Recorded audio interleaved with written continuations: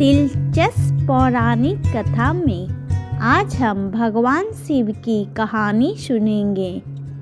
एक धनी व्यापारी था। उसके मन में एक बेटे की चाहत थी। उसने शिव जी की पूजा की। शिव जी ने उसे पुत्र प्राप्ति का वरदान दिया, लेकिन यह भी कहा कि वह पुत्र केवल 12 वर्ष तक ही जीवित रह पाएगा। व्यापारी ने और अधिक लगन से पूजा पाठ शुरू कर दिया।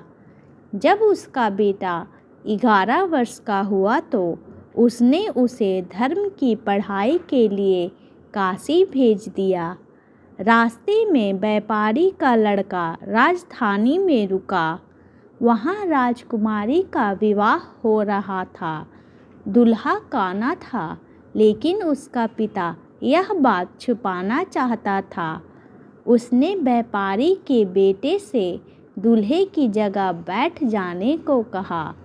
विवाह के बाद व्यापारी के बेटे ने एक कपड़े पर सारी सच्चाई लिख दी और उसे राजकुमारी को दे दिया। इसके बाद वह काशी चला गया।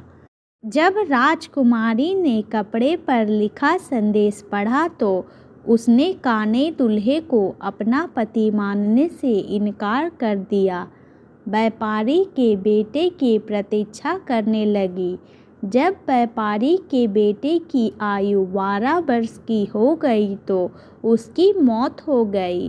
व्यापारी के पूजा पाठ और भक्ति से शिव जी प्रसन्न हो गए।